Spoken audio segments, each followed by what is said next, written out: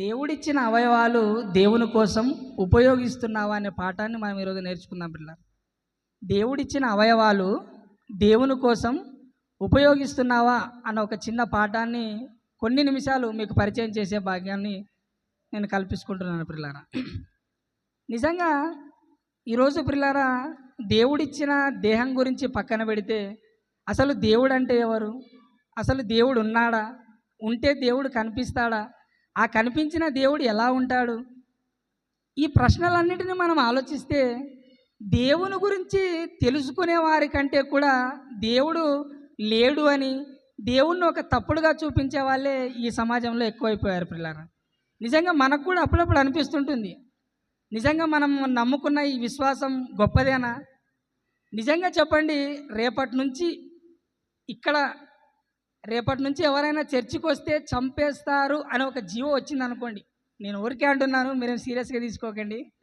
రేపటి నుంచి ఇలాంటి ఒక జీవో వచ్చింది అనుకోండి, మనలో ఎంతమంది చర్చికి వస్తాను చెప్పండి? చాలామంది వెనకబడిపోతాం.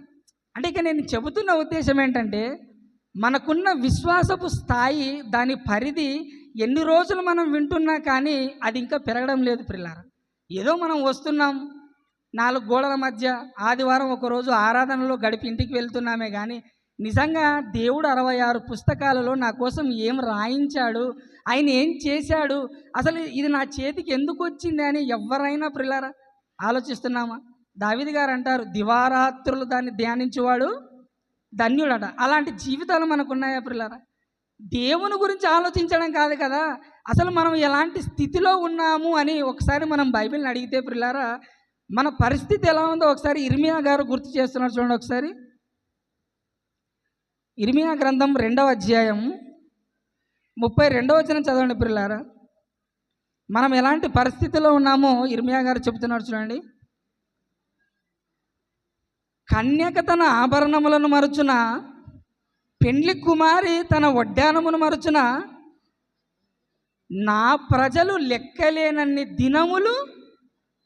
అదేంటండి, కన్న తండ్రిని మర్చిపోయే పిల్లలు ఉంటారా ఈ ప్రపంచంలో? ఎవరైనా పుట్టించిన తండ్రిని, తన పేగు పంచుకొని రక్తాన్ని పంచుకొని పుట్టించిన ఆ తల్లిదండ్రులను మర్చిపోయే పిల్లలు ఎవరైనా ఉంటారా అంటే ఇక్కడ ఇర్మియా గారు అంటున్నారు, కన్యక తన ఆభరణములను మరచున, పెండ్లి కుమార్తె తన వడ్డానమును మరచున, వాళ్ళైనా మరవరేమో కానీ నా పిల్లలు నన్ను మరిచిపోయి చాలా రోజులు, లెక్కే లేదట అసలు.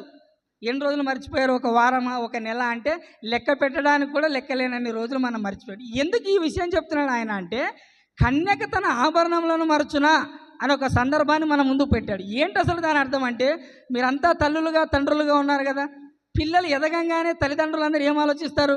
ఒక అమ్మాయి దశలో ఉంది, చిన్నగా ఎదుగుతుంది అనుకో, అమ్మ వాళ్ళు ఏం ఆలోచిస్తారు?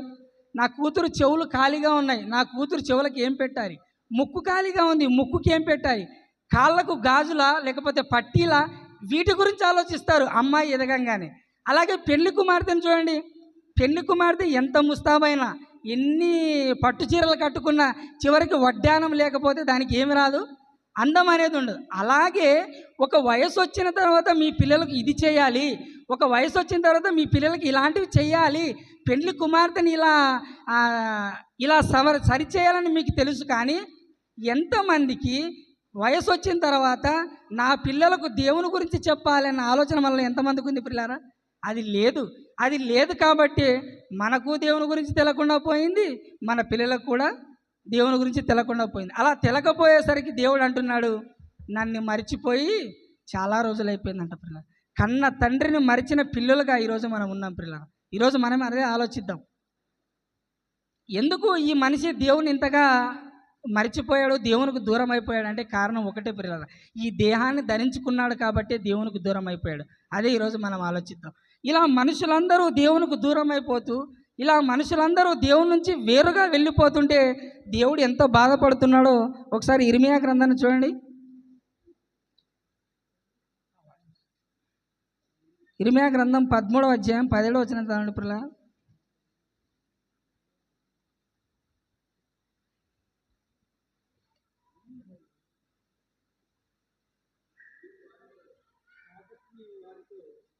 ఆ 13వ అధ్యాయం 17వ వచనం.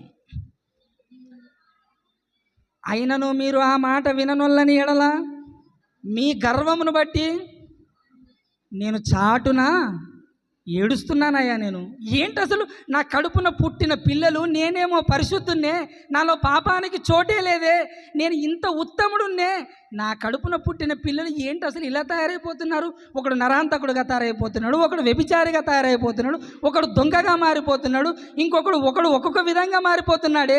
నాకున్న లక్షణాలు నా పిల్లలకు ఒక్కడికి కూడా రాలేదని చాలా బాధపడిపోతున్నాడు. పిల్లలు, మీరంతా తల్లులు తండ్రులే కదా. మీ కడుపున పుట్టిన పిల్లలు వ్యభిచారం చేస్తూ ఎక్కడో దొరికిపోతే మీరంతా ఏమంటారండి? నా కొడుకు శబాష్ మంచి పని చేశాడంటారా? నా కడుపున చెడబుట్టావు కదరా, నువ్వు పుట్టకుండింటే బాగుండు కదరా, నువ్వు చచ్చిపోయింటే మేలు కదరా అంటారు.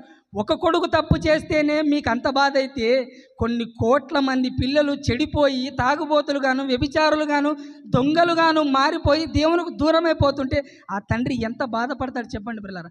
అందుకే ఆయన ఏం చేస్తున్నాడట? చాటున వెళ్ళి ఏడుస్తున్నాడట. ఇంకా కింద కూడా చదవండి. నా మంద చెరపట్టబడినందున ఆయన నేత్రము బహుగా వలపోస్తుందట. ఏడుస్తున్నాడట ఆయన చాటుగా ఎందుకు ఏడుస్తున్నాడు ఆయన? ఎక్కడ దేవదూతలు చూస్తారేమో అని. ఎందుకు దేవదూతలు చూస్తే తప్పేంటి? ఎందుకంటే ఒకరోజు దేవా మాకు పరలోకం ఇయ్యవ్వా అని దేవదూతలు అడిగితే, ఈ పరలోకం మీకోసం కాదు, నా పిల్లల కోసం దీన్ని చేస్తున్నాను, మీకు ఇవ్వను అని అన్నాడు కదా. ఈరోజు ఆ దేవదూతలు వచ్చి, ఏం పిల్లల్ని కన్నావయ్యా నువ్వు, వీళ్ళను చూస్తుంటే నువ్వు ఆ రోజు ఎన్ని గొప్పలు పలికావో, వీళ్ళ జీవితాలు అంత భ్రష్టంగా ఉన్నాయని అంటారని ఆ దేవుడు ఏం చేస్తున్నాడంట? చాటుగా వెళ్ళి ఏడుస్తున్నాడంట. ఏంటి అసలు ఏం జరుగుతుంది దేవుని పిల్లలో? ఈరోజు దేవుని పిల్లలుగా పిలువబడుతున్నామే కానీ దేవుని లక్షణాలు ఏ కోశాన కూడా మనలో లేవు పిల్లలు. ఏం జరుగుతుంది మరి? అసలు దేవుడు ఈ దేహాన్ని ఎందుకు ఇచ్చాడు? ఈ పాపం చేయడానికే దేవుడి దేహాన్ని ఇచ్చాడా? ఇలా వ్యభిచారంలో మనం పడిపోవడానికే దేవుడు ఈ దేహాన్ని ఇచ్చాడా? నిజంగా పిల్లరా, ఈ దేహం యొక్క గొప్పతనం మీకు తెలియదు, కానీ తెలిస్తే ఈ దేహాన్ని ఎందుకు వాడాలో, ఎప్పుడు వాడాలో, ఎలా వాడాలో మీకు బాగా అర్థమవుతుంది పిల్లరా. ఈ దేహం గురించి భక్తుడైన దావీదు గారు మాట్లాడుతూ ఒక చక్కని మాట అన్నాడు పిల్లరా. కీర్తనల గ్రంథం చూడండి, దావీదు గారు ఎంత మంచి మాట రాశారో. కీర్తనల గ్రంథం 139వ అధ్యాయం, కీర్తనల గ్రంథం 139వ అధ్యాయం 13వ వచనం చదవండి పిల్లలు, 14 చదవండి. నీవు నన్ను కలగజేసిన విధము చూడగా. ఏం మాట అండి అసలు దావీదు గారు. ఏంటి దేవా, నువ్వు నన్ను కలగజేసిన విధము చూస్తుంటే నాకేం కలుగుతుందట? భయం వేస్తుంది, ఆశ్చర్యం. ఏమండి మీరు నన్ను చూస్తుంటే మీకు ఏమైనా భయం వేస్తుందా అండి? మిమ్మల్ని చూస్తే నాకు కూడా భయం వేయట్లేదు. కానీ దావీదు గారు అంటున్నారు, నువ్వు నన్ను కలగజేసిన విధము చూస్తుంటే నాకు భయం వేస్తుందయ్యా. ఏంటయ్యా ఇంత వింత ఆకారం ఏంటి, ఈ వింత నిర్మాణం ఏంటి? తల్లి గర్భములో ఆ 9 నెలలు ఆ తల్లి మోయడం ఏంటి? ఆ ఉమ్మ నీరులో ఆ కుమారుడు బ్రతకడం ఏంటి? ఆ కుమారుడికి 206 ఎముకలు, 2 కళ్ళు, 1 ముక్కు, 1 గుండె, 2 ఊపిరితిత్తులు, చిన్న పిండములో ఇంత బ్రహ్మాండమైన నిర్మాణాన్ని నువ్వు చేస్తున్నావే. నువ్వు కలగజేసిన ఈ విధము చూస్తుంటే నాకేం పుడుతుందట? భయం, ఆశ్చర్యం. నిజంగా పిల్లారా, మీరు గూగుల్లో సెర్చ్ చేస్తే the cost of human body అని కొట్టండి, కొన్ని లక్షల డాలర్లు పిల్లారా. మీకు తెలుసో తెలియదు. ఈ గుండె ఎంత పడుతుందో తెలుసా? ఈ గుండె సుమారు 2.5 లక్షల నుంచి 5 లక్షల వరకు ఉంటుందండి దీని విలువ. ఇంత విలువైనవి ఈ దేహం. అందుకే దావీదు గారు అంటున్నారు, ఏంటి ఈ వింత నిర్మాణం ఏంటి, ఈ వింత ఆకారం ఏంటి, ఎందుకు చేసావు నువ్వు ఇంత నిర్మాణంగా? మీరు బాగా ఆలోచిస్తే బైబిల్లో మనకంటే ఎంతో గొప్పవైన జంతువులను, మనకంటే ఎంతో పెద్దవైన చెట్లను, మనకంటే ఎంతో గొప్ప వాటిని దేవుడు ఎలా తయారు చేశాడండి? నోటి మాటతో అవి కలుగునుగాక, జంతువులు కలుగునుగాక కలిగాయి, పక్షులు కలుగునుగాక కలిగాయి, చెట్లు కలుగునుగాక కలిగాయి. కానీ మనిషి దగ్గరకు వచ్చేసరికి ఏమన్నాడు? నా స్వరూపమందు నా పోలిక చొప్పున నరుని చేస్తాను అన్నాడు. ఆదికాండం 2:7లో నేలమంటితో నరుని, అంటే తన చేతులతో చేసుకున్నాడు. నోటితో కలిగించినవే ఇంత విలువైనవి, ఇంత అద్భుతంగా ఉంటే మరి చేత్తో చేసింది ఇంకెంత అద్భుతంగా ఉంటుంది పిల్లారా. అందుకే ఈ వింత నిర్మాణాన్ని దేవుడు ఎందుకు చేశాడు మరి? ఈ 206 ఎముకలతో ఈ చిన్న గూడును, 2 ఊపిరితిత్తులు, వాటి మధ్య ఒక గుండె, ఆ గుండెలో మరలా 4 గదులు, ఆ 4 గదులలో ఒక 2 గదులు మంచి రక్తాన్ని, ఒక 2 గదులు చెడు రక్తాన్ని, మరలా నీళ్లు ఫిల్టర్ చేయడానికి ఆ లంగ్స్ని మీరు నిలబడి నీర్చోవడానికి వెన్నెముకని వినడానికి చెవులను. ఏంటి అసలు ఇంత నిర్మాణం మీరు ఎక్కడైనా చూసారా అండి? ఇక్కడ పండ్లు అమ్మబడును, లేకపోతే ఇక్కడ స్పేర్ పార్ట్స్ అమ్మబడును అని మనం వింటాం, కానీ ఎక్కడైనా ఎప్పుడైనా ఇక్కడ కాలు పోతే కాలు అమ్మబడునని మీరు ఎక్కడైనా చూసారా అండి? చెయ్యి విరిగిన వారికి చెయ్యి దొరుకునని మీరు ఎక్కడైనా చూసారా? అవి దొరకవండి, అవి ఎవరు తయారు చేయలేరండి. ఇది ఒక యునిక్ పీస్ అన్నమాట. అంటే ప్రపంచంలో దీనిని దేవుడు తప్ప ఎవరు చేయలేదు. మరి ఇంత అద్భుతమైన దేహాన్ని దేవుడు ఎందుకు ఇచ్చాడు అని మనం ఆలోచిస్తే పౌలు గారు అదే ప్రస్తావన చేశారు. కొరింథీయులకు రాసిన మొదటి పత్రిక 6వ అధ్యాయం 19వ వచనం చదవండి ప్రియులారా. దేవుడు ఇంత విలువైన దేహాన్ని ఎందుకు ఇచ్చాడో చూడండి ఒకసారి. మీ దేహము దేవుని వలన మీకు అనుగ్రహింపబడి మీలోనున్న పరిశుద్ధాత్మకు అది ఆలయమై ఉన్నదని మీరు ఎరుగరా? మీకు తెలియదా? ఈ దేహాన్ని దేవుడు ఎందుకు ఇచ్చాడట? ఏదో నువ్వెళ్ళి నాగలి పట్టుకొని పనిచేసి డబ్బులు సంపాదించడానికి కాదు దేవుడు నీకు ఈ దేహాన్ని ఇచ్చింది. ఈ దేహాన్ని ఎందుకు ఇచ్చాడట? మీలో నున్న ఈ దేహము పరిశుద్ధాత్మకు ఆలయమై ఉండాలి. దేవుడు ఇప్పుడు మనం అందరం ఇక్కడ ఉండడానికి మనం ఏం కట్టుకున్నాం? ఆలయాన్ని నిర్మించుకున్నాం. అలాగే దేవుడు ఉండడానికి కూడా ఈ దేహాన్ని నిర్మించుకున్నాడు. తను ఉండాలని, ఇక్కడుండే నిన్ను గెలిపించాలి, ఇక్కడుండే నిన్ను పరలోకానికి తీసుకెళ్ళాలి, ఇక్కడుండే నీ పాపపు ప్రపంచంలో నిన్ను పాపం చేయనివ్వకుండా పరిశుద్ధునిగా నిన్ను ఉచ్చబెట్టి ఇక్కడి నుంచే నిన్ను పరలోకానికి తీసుకెళ్ళాలని దేవుడు ఈ దేహాన్ని ఏం చేశాడంట?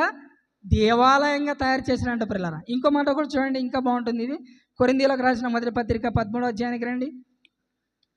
కొరింథీయులకు రాసిన మొదటి పత్రిక 12వ అధ్యాయం 18వ వచనం పిల్లరా. అయితే దేవుడు అవయవములలో ప్రతి దానిని తన చిత్త ప్రకారం శరీరములో ఉంచాడు. ప్రతి దానిని ఈరోజు ఇక్కడ కిటికుంది, అక్కడ తలుపులు ఉన్నాయి, అక్కడ ఇవన్నీ ఉన్నాయి. ఇవన్నీ ఎందుకు పెట్టుకున్నాం మనం? మన ఇష్ట ప్రకారంగా. ఇది గాలి రావాలి, అది బయటికి వెళ్ళడానికి. అలాగే దేవుడు కూడా ప్రతి అవయవాన్ని, చేతులు కానివ్వండి, కాళ్ళు కానివ్వండి, నోరు కానివ్వండి, ఈ గుండె కానివ్వండి, ఊపిరితిత్తులు కానివ్వండి, ఇలా ప్రతి దాన్ని ఆయన ఎందుకు పెట్టుకున్నాడట? తన చిత్తం, తన ఇష్టం. నీ చేతులతో దేవుని పని చేయాలి, నీ కాళ్ళతో దేవుని కోసం సువార్త పరిగెత్తాలి, నీ గొంతుతో దేవుని పాటలు పాడాలి, నీ కళ్ళతో బైబిల్ చదవాలి, నీ చేతులతో బైబిల్ని స్పృశించాలి, నీ బ్రతుకులో క్రీస్తును చూపించాలి, నీ తలంపులు దేవుని తలంపులై ఉండాలి. ఇలా ప్రతి దానిని దేవుడు ఎందుకు చేశాడట? తన చిత్త ప్రకారం, తన ఇష్టానికే, తన చిత్తం నెరవేర్చాలనే దేవుడు ఈ దేహాన్ని మనిషికి ఇచ్చాడంట పిల్లారా. ఇది ఎలా ఉంటుందంటే పిల్లారా, చాలామంది ఏమంటారంటే, అదేంటండి దేవుడు తనకిష్టం వచ్చినట్టు మనల్ని తయారు చేయడం ఏంటి? మన ఇష్టం వచ్చినట్టు మనం బ్రతకాలి కదా, ఆయన ఇష్టం నెరవేరిస్తే మనం ఎందుకు ఇక భూమి మీద అని అంటారు పిల్లలు. నేను ఒక చిన్న ఎగ్జాంపుల్ మీ ముందు పెడతాను. నేను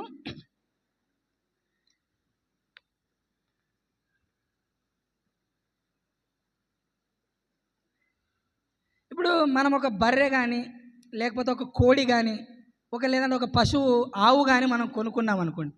ఒక బర్రె అనుకోండి, అంటే మన భాషలో చెప్పాలంటే గేదె. ఆ గేదెకి మనం ఏం చేస్తాం? ఉదయాన్నే పచ్చిగడ్డి ఉంటే పచ్చిగడ్డి, లేకపోతే ఎండుగడ్డి, పొట్టు, లేకపోతే గంజి నీళ్ళు, ఇవన్నీ బాగా తాపి బాగా పెంచి అది ఏం చేస్తుందంటే ఉదయమల్లా మీ గడ్డి తింటుంది, రాత్రి వెళ్ళి వేరే వాడింటికి వెళ్ళి పాలిచ్చి వస్తుంది అనుకుందాం. మీకు ఒక కోడి ఉంది, మీ కోడికి మంచి గింజలు పెట్టారు, మంచి ధాన్యం వేశారు, బాగా పుష్టిగా మేపారు దాన్ని. రోజు మీ ఇంట్లో తింటుంది, వేరే వాడి ఇంట్లో పోయి గుడ్డు పెడుతుంది. అప్పుడు మీరు ఏమంటారు? ఇది నేను పెంచితే పెరిగింది, నేను సాకితే బతికింది, నేను పెడితే బతికినేది. ఈరోజు నాకు పాలు ఇవ్వకుండా వేరే వాడికి ఇస్తుంది, నాకు గుడ్డు పెట్టకుండా వేరే వాడికి పెడుతుంది. అసలు నాకు ఇది వద్దు, దీన్ని ఏం చేయాలి? నేను చంపేయాలి. అంటే నువ్వు చేసింది నీకేం చేయాలి? అది ఉపయోగపడాలి. అది కోడైనా, గేదైనా, మరి ఏదైనా. అలాగే దేవుడు కూడా ఈ దేహాన్ని ఎవరి కోసం ఇచ్చాడట? నా కోసమే ఇచ్చాడు. కానీ ఈ దేహంతో మనం ఏం చేయాలి? ఆయన పనులు చేయాలి. ఆయన చిత్త ప్రకారమే మన అవయవములలో ప్రతి దానిని దేవుడు పెట్టాడంట పిల్లారా. ప్రతిదీ మన దేహంలో ఉన్న ప్రతి అవయవము దేవుడే ఇచ్చాడు. మరి ఈ దేవుడిచ్చిన ఈ దేహాన్ని దేవుని కోసం మనం ఉపయోగిస్తున్నామా? ఇది నా ప్రశ్న పిల్లారా. దేవుడైతే ఇచ్చాడు, మనల్ని నమ్మి మంచి కళ్ళు ఇచ్చాడు, మీకు ఈ దేహం విలువ మీకు తెలియాలంటే కళ్ళు లేని వాడిని వెళ్ళి అడగండి, కంటి విలువ ఏంటో తెలుస్తుంది. ఈరోజు చాలామందికి కంటి ఆపరేషన్లని మన ఎస్విఎస్ హాస్పిటల్ వెనుకొండలో కంటి ఆపరేషన్లు చేస్తున్నారు, కళ్ళు సరిగా కనబడట్లేదని. దానికి ఎంత తీసుకుంటారో తెలుసా ఆపరేషన్కి? ఒక కన్నుకి 50,000. ఒక కన్ను పాడైతే ఆపరేషన్ చేయడానికి ఎంత తీసుకుంటారు? 50,000 రూపాయలు. అంత విలువైన ఈ కన్ను నీకు ఇస్తే ఈ కన్నుతో నువ్వు ఏం చేస్తున్నావు? మరి దేవుని పని చేస్తున్నావా? ఇంత విలువైన చేతులు నీకు ఇస్తే ఈ చేతులతో దేవుని పని ఏమైనా చేస్తున్నావా? ఎంతోమందికి గొంతు లేదండి, పాటలు పాడడానికి రాదండి. సార్ గారు ఇంతకుముందు చెప్పారు కదా, కొంతమందికి ఆ వరం ఉంది కానీ దేవుని కోసం పాడట్లేదు. ఇలా ప్రతిలో మన అవయవములో ఉన్న ప్రతి దానిని దేవుడు తన చిత్త ప్రకారం ఇస్తే మనము దాన్ని ఎందుకు ఉపయోగిస్తున్నామో తెలుసా? చదవండి ఆ మాట. రోమపత్రిక, మనిషి ఇంత విలువైన దేహాన్ని ఎందుకు ఉపయోగిస్తున్నాడో ఒకసారి తీయండి. రోమపత్రిక 6వ అధ్యాయం, రోమపత్రిక 6వ అధ్యాయం 12వ వచనం చదవండి పిల్లారా.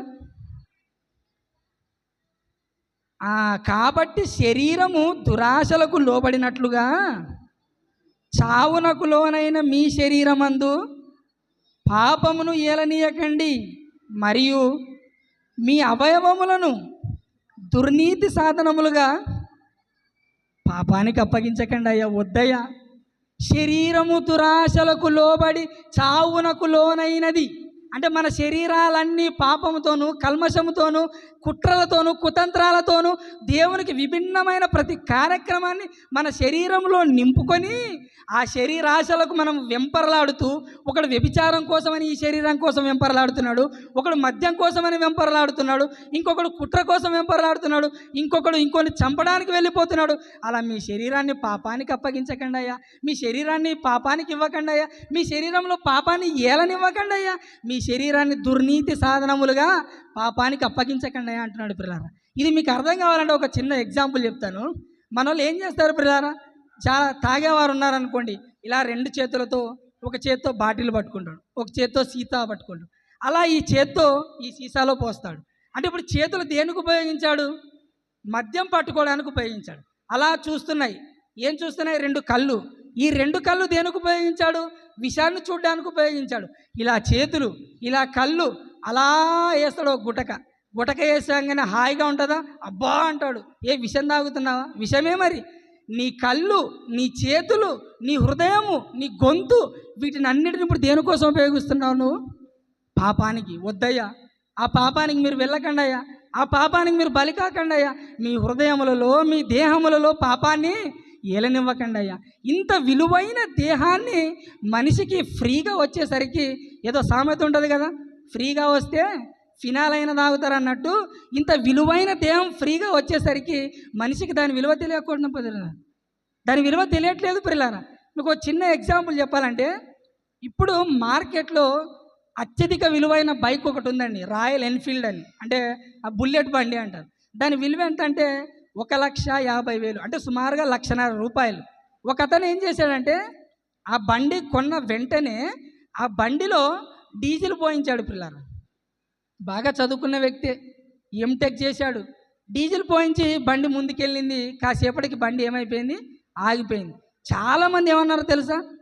నీకేమైనా తెలివి ఉందా? నువ్వు మనిషివేనా? చదువుకున్నావు కదా, కడుపుకి అన్నం తింటావా, గడ్డి తింటావా? ఎవడైనా ఇంత విలువైన బండిలో 1,50,000 పెట్టి కొన్న ఈ బండిలో పెట్రోల్కు బదులు డీజిల్ పోస్తాడా ఎవడైనా? నీకేమైనా తెలివి ఉందా అన్నారు పిల్లలు. 1,50,000 బండిలోనే డీజిల్కి బదులు పెట్రోల్ పోస్తే వాడు తెలివి లేనోడైతే, మరి కొన్ని కోట్లు చేసే ఈ అవయవాలలో నువ్వు మందు పోస్తున్నావే, మరి నిన్నేమనాలి? ఇంక చెప్పు పిల్ల. ఆ బండి చెడిపోతే ఆ బండికి పార్ట్స్ దొరుకుతాయేమో, ఈ బండి చెడిపోతే ఈ బండికి పార్ట్స్ దొరకవు. నీ గుండె చెడిపోయిందనుకో, నీ గుండె దొరకదు. నీ ఊపిరితిత్తులు పోయావనుకో, నీ ఊపిరితిత్తులు ఎవరు నీకు ఇవ్వరు. నీ మూత్రపిండాలు పోయావనుకో, నీ మూత్రపిండాలు దొరకవు.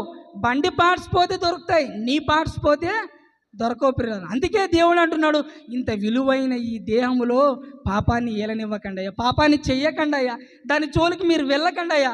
ఎందుకు వెళ్తున్నారయ్యా మీరు? ఆ పాపాన్ని మూట కట్టుకోవడానికి. దానితో మీరు ఏం సంపాదిస్తున్నారు చెప్పండి? మీరు మందు తాగుతున్నావు, వ్యభిచారం చేస్తున్నావు, దొంగతనం చేస్తున్నావు, వాటితో నువ్వు ఏం సంపాదించావు?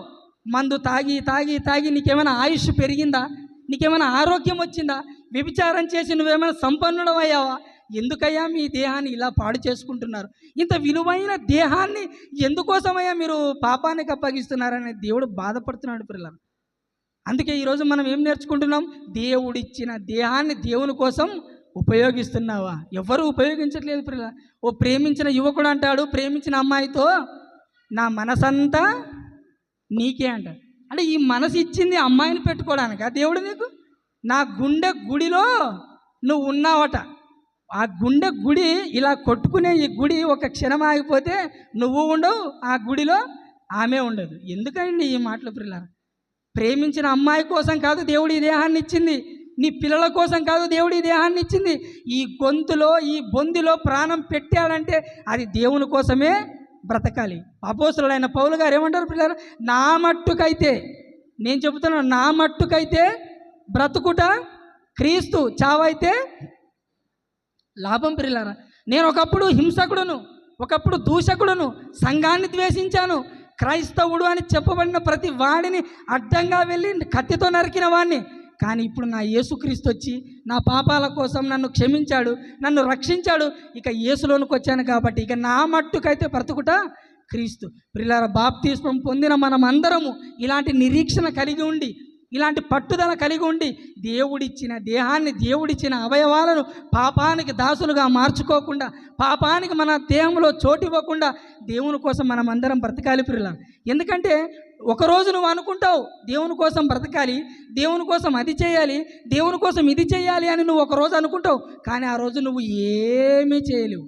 అందుకే నీ ఒంట్లో రక్తం ఉన్నప్పుడే, ఆ రక్తము ప్రతి అవయవానికి ప్రవహిస్తున్నప్పుడే, నీకు తెలివి ఉన్నప్పుడే, నీకు జ్ఞానం ఉన్నప్పుడే, నీ కంటి చూపు బాగున్నప్పుడే, నీ చేతులు పనిచేస్తున్నప్పుడే, నీ అవయవములలో ప్రతీది సక్రమంగా పనిచేస్తున్నప్పుడే మనం అంతా ఏం చేయాలంటే దేవుని పని చేయాలి. దేవుని కోసమే మనం బ్రతకాలి పిల్లలారా.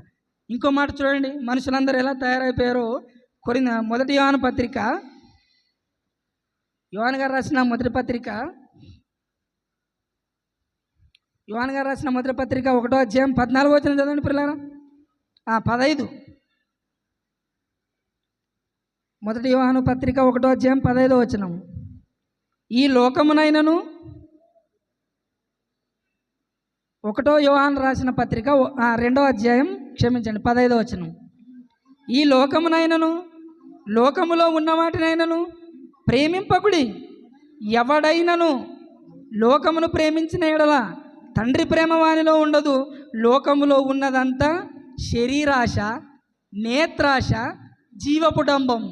ఈ లోకంలో ఉన్నవన్నీ నువ్వు ఈ లోకం కోసం, దేనికోసమైతే నువ్వు పరిగెడుతున్నావో, ఏదైతే కావాలని ఈ దేహాన్ని వ్యర్థంగా ఖర్చు పెట్టేస్తున్నావో, డబ్బు కావాలని, సిరి సంపదలు కావాలని, ధనము కావాలని, ఆస్తులు కూడబెట్టాలని, పిల్లల కోసమని, ఇలా నువ్వు దేనికోసమైతే వెంపర్లాడిపోతున్నావో, ఈ లోకములో ఉన్నదంతా శరీరాశ, నేత్రాశ, జీవబడంబం. దీనికోసం మీరు ఏం చేయొద్దు?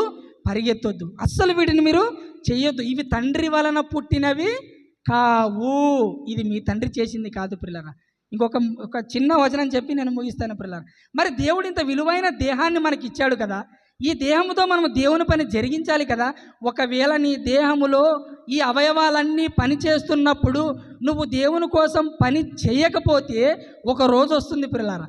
ఆ రోజు నువ్వు ఎంత చేద్దామన్నా, నువ్వు ఎంత గొంతు చించుకొని పాడదామన్నా, నీ చేతులు, నీ కాళ్ళతో ఎన్నో గ్రామాలకు నువ్వు వెళ్ళాలనుకుంటావు, కానీ నువ్వు ఆ రోజు ఒక్క అడుగు కూడా వేయలేవు. ఆ మాట చూసి ముగించుకుందాం. ప్రసంగి గ్రంథం 12వ అధ్యాయం 1వ వచనం చదవండి పిల్లలారా. చివరి దినాలలో మన పరిస్థితి ఎలా మారిపోతుందో ఒకసారి చదవండి. ప్రసంగి గ్రంథం 12వ అధ్యాయం 1వ వచనం. దుర్దినములు రాకముందే ఇప్పుడు వీటి యందు నాకు సంతోషం లేదని నీవు చెప్పు సంవత్సరములు రాకముందే తేజస్సునకును సూర్యచంద్ర నక్షత్రములకును చీకటి కమ్మకముందే వాన వెలిసిన తరువాత మేఘములు మరలా రాకముందే నీ బాల్య దినములందే నీ సృష్టికర్తను స్మరణకు తెచ్చుకో. ఇక్కడ 2 విషయాలు ఆయన చెబుతున్నాడు. ఒకటి దుర్దినాలు అంటున్నాడు, రెండవది నీ బాల్య దినాలు అంటున్నాడు. ఇక్కడ బాల్య దినాలు అంటే నీ యవ్వన కాలం, దుర్దినాలు అంటే నీ వృద్ధాప్య కాలం. దేవుడు అదే అంటున్నాడు, నీ బాల్య దినములందే నువ్వు యవనస్తుడుగా ఉన్నప్పుడే నీ చేతులు, నీ కాళ్ళు, నీ కళ్ళు, నీ అవయవాలన్నీ పనిచేస్తున్నప్పుడే నువ్వు ఏం చేయాలి? సృష్టికర్తను స్మరణకు తెచ్చుకోవాలి. దేవుని కోసం నువ్వు వాడాలి. దేవుని కోసం ఈ దేహాన్ని ఉపయోగించాలి. కాకపోతే నువ్వు ఇప్పుడు కనుక వాడకపోతే ఒకరోజు వస్తుంది, ఆ రోజు ఏంటంట? దుర్దినం. ఆ రోజు నువ్వు ఏం చేయాలనుకున్నా కూడా ఏమీ చేయలేవు అంటున్నాడు. అదే కిందికి చదవండి, ఇంకా బాగా అర్థమవుతుంది మీకు. ఆ దినమున, ఏ దినమున? దుర్దినమున. అనగా నువ్వు వృద్ధాప్యంలోనికి వచ్చిన తర్వాత, నీ అవయవాలన్నీ పడిపోయిన తర్వాత, అప్పుడు దేవుని కోసం నువ్వు బ్రతకాలనుకున్నా ఆ దినమున ఇంటి కావలి వారు వణుకుతారట. ఏంటి ఇల్లు అంటున్నాడు, కావలివారు అంటున్నాడు? అసలు ఏంటి? నీ దేహమే దేవుని ఇల్లు. ఈ ఇంటి కావలివారు ఏం చేస్తారట? వణుకుతారట. ఏంటి ఇంటికి కావలివారు ఉన్నారా ఈ దేహానికి? మన ఇంటికి ఒక పెద్ద ఇల్లు కట్టుకున్నాం అనుకోండి, దానికి ఒక కావలి వారిని పెడతాం. ఎవరు వాళ్ళు? వాచ్మెన్ అంటాం. మరి ఈ దేహానికి కావలి వాళ్ళు ఎవరు? చేతులండి పిల్లరా. ఆ రోజు ఏమవుతాయంటే చేతులు వణుకుతాయట. నువ్వు పాట పాడదాం అనుకుంటావు, వృద్ధాప్యంలోనికి వచ్చిన తర్వాత నీ మైకు సరిగా ఉండదు, ఇక నీ వణుకుడే ఉంటుంది, మేము చూడలేము దాన్ని. ఇంకా కిందికి చదవండి. బలిష్ఠులు ఏమైపోతారట? వంగుతారట. నీకు దుర్దినాలు వచ్చిన తర్వాత, నువ్వు వృద్ధాప్యంలోనికి వచ్చిన తర్వాత, యవ్వనంలో ఉన్నప్పుడు దేవుని పని చేయకుండా ముసలైపోయిన తర్వాత దేవుని పని చేద్దామని నువ్వు వస్తే నీ బలిష్ఠులు ఏమైపోతారట? వంగుతారట. ఈ మానవ దేహంలో బలమైనవి ఏంటి చెప్పండి మనం నిలబడడానికి? ఒకటి వెన్నుపూస, రెండవది కాళ్ళు. నీవు వృద్ధాప్యంలోనికి వచ్చిన తర్వాత అవి ఏమైపోతాయట? వంగిపోతాయట. నువ్వు చర్చికి కూడా రాలేవు, నిన్ను ఒకరు తీసుకొని రావాలా.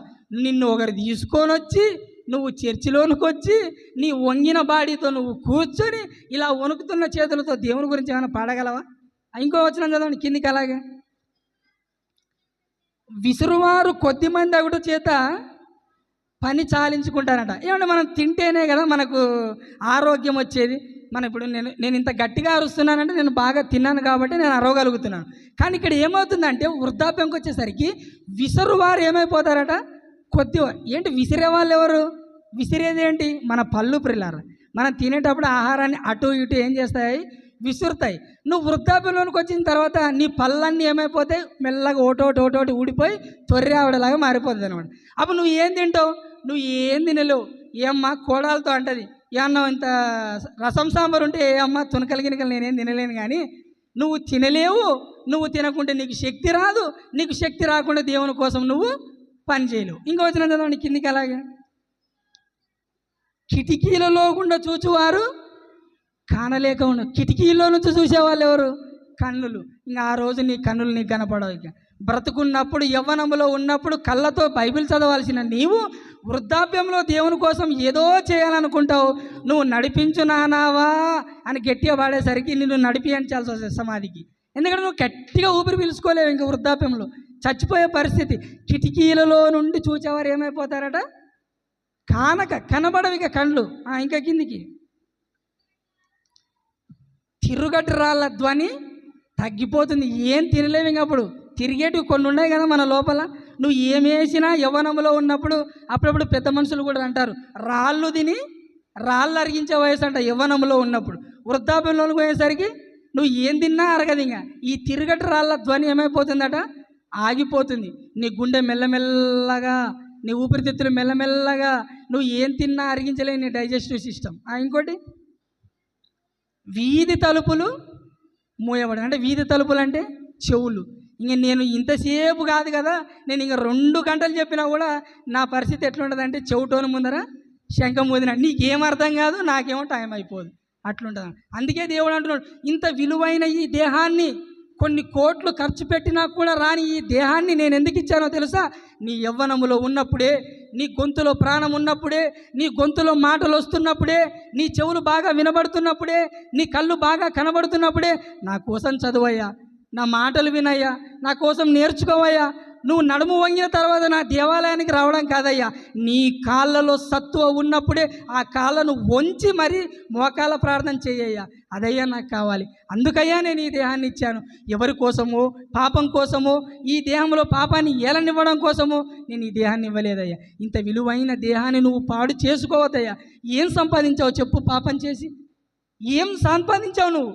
ఈ పాపం చేసి చివరికి మనమంతా ఎక్కడికి వెళ్ళిపోతున్నాం? నరకానికే కదా వెళ్ళిపోవాల్సింది. ఒకరోజు బాప్తిస్మం తీసుకున్నాం మనమంతా, నేను ఈ పాపాన్ని చెయ్యనని.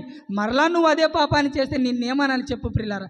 అందుకే ఈ దేహము, దేవుడిచ్చిన ఈ విలువైన దేహాన్ని మనమందరం దేవుని కోసం ఖర్చు పెట్టాలి ప్రియులారా. దేవుని పనుల కోసం మనం వాడాలి. ఒకవేళ గనక మనం వాడకపోతే, దేవుడిచ్చిన అవయవాలు గనక దేవుని కోసం మనం వాడకపోతే, 1 కొరింథీయులకు రాసిన పత్రిక ముగించుకుందాం. ఇక 1 కొరింథీయులకు రాసిన పత్రిక 3వ అధ్యాయం 17వ వచనం చదవండి ప్రియులారా. కొరింథీయులకు రాసిన మొదటి పత్రిక 3వ అధ్యాయం 17వ వచనం. ఎవడైనను దేవుని ఆలయమును పాడు చేసిన ఎడల దేవుడు వానిని పాడు చేయను. అంతే.